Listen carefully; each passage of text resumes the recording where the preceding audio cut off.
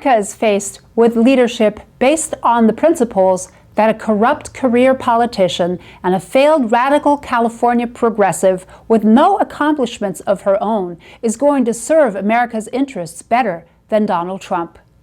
At no other time will the hypocrisy of Democrat politics be exposed more than it will be in the coming years. The ongoing double standard will continue to reveal itself real-time because, quite simply, Democrats have decided they are going to do whatever they want. They saw an opportunity to take back power in the most dividing way we have seen in American politics in modern times. They were willing to launch a race war, ripping open the wounds of America's history with slavery because progress on race relations was not going fast enough, even though they were the ones who are to blame. All the while, they condoned decentralized anarchist groups to destroy our communities, letting people live in fear since May 29th, 2020. No wonder now President Joe Biden couldn't get law enforcement support. We've seen him condone riots since the inception of the Ferguson effect. And when his now Vice President Kamala Harris incited riots and bailed out violent criminals contributing to organized criminal chaos, this too was seen by Biden like a nuisance instead of a national emergency. Meanwhile, 14,000 were arrested last summer and 19 died while Biden and Harris gleefully watched as our cities burned. That doesn't mean there's an excuse for the Capitol insurrection because less people died and only hundreds were arrested by comparison. We know two wrongs don't make a right, and we have to condemn violence on both sides no matter what if we are to have a country. In the 33 years I have lived in America, I have seen it be reduced by the lowest common denominator. In other words, it didn't matter how many high-rises and successful companies now former President Donald Trump built, creating thousands of private sector jobs. Donald Trump was never seen by the left for the value he brings. It appeared to be more appealing to judge him for his personal life and call him orange rather than learn how we can incorporate his experience from the private sector and make it work for our government. And what about Nancy Pelosi, who says she held up COVID-19 relief for 8 months, not because of legislative complications? Pelosi's position was she held back because she wanted respect. Therefore, our families had to go hungry because the Speaker of the House, Nancy Pelosi, was offended she didn't get any respect. And so we look at the lowest common denominator of Speaker Pelosi tearing up the State of the Union address. We look back even further and recall how she said about Obamacare that we have to sign the bill to find out what is in it. And so we ask you, Madam Speaker, want our respect?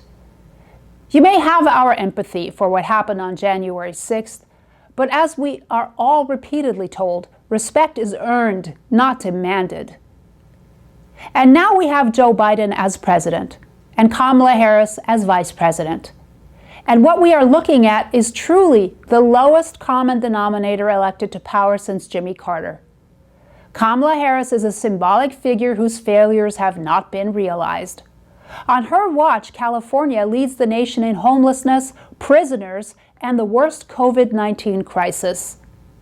No one truly believes Kamala Harris is qualified to run America merely by example of mismanaging her own state. Eventually, she will run out of gimmicks and will have to prove she can do the work for which she is clearly unqualified. Now President Joe Biden is a fading powerhouse, plagued by corruption, who also demands respect from Americans. Yet Hunter Biden's presence at the inauguration shows Joe Biden has neither respect for Americans, nor does he have respect for himself. We can assume President Biden's ultimate goal is to live out his life in office, because that is the only thing he has known. I guess we just have to conclude how he feels about it is none of our damn business. Hunter Biden's laptop materials were published and depicted him with minors in compromising positions while smoking crack. To see him at the inauguration was a slap in the face of every child sex trafficking victim in the world. As a survivor and an advocate, I am disgusted with Joe Biden and Kamala Harris, who claim to be the voice of the most vulnerable. This apparently excludes the most vulnerable children. And while the world is watching and we think of American greatness, how much have we lost in the past year? The radical left won't save us, and while they would have you believe Democrats won and Republicans lost, what we are losing in the midst of it is America. In the past year, those who did everything right and abided by the law through it all got drowned out amid the hate-mongering. And that's just too bad now, isn't it? Who cares if you're unfairly labeled a domestic terrorist by aimless Democrats, blind with rage, incapable of leading a nation they helped bring to its knees? It just seems so abundantly clear America has made its own worst enemy of itself in the past year. The politics of turning people against each other have caused immense harm to American families and the ties that bind us as a country. Even Bill Maher admitted the other day, if another country would be behaving in ways America has behaved in the past year, we would be invading it. Turning the people against each other nearly cost us whatever democracy we have left. In the end, Joe Biden and Kamala Harris both took office by giving America the finger. You can be sure about that. I moved to America with my American father more than 33 years ago at the age of 15. I was brought here from Switzerland, one of the richest, most well-run countries in the world. And while we weren't rich by American standards, I didn't come here from a filth-infested, riot-torn ghetto or a third-world country looking for a better life. And I didn't think moving to America meant having to forfeit your dignity to the left or trying to see what I could get more than looking at what I could try and give. America is in decline, and so many people need so much. There is no way this can end well with weak leadership. The more corrupt our leaders have become, the worse it has gotten. I stayed in America for as long as I have because I love American enthusiasm of doing great things together in unity. Whatever problems Democrats think they can blame Donald Trump for is of their own making. It is their unwillingness and lack of being able to build consensus that created the problem. In other words, Donald Trump didn't create the problem.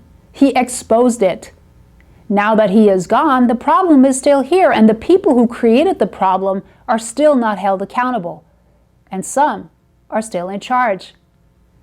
The elephant in the room is a subculture whose goal is decentralization that infiltrated both Democrats and the Trump movement. The longer this is condoned and only one side is blamed, the more we will lose our democracy. Like the George Floyd riots, the insurrection at the Capitol shocked our nation and shocked the world. It was yet another indication some Americans are more interested in bringing out the worst in each other. We know that's not who we are, and we also know if we keep heading in that direction, there will be no America left. From the front lines of America's leading political news and opinion, I'm Alex Datig with Front Page Index, Politics for You.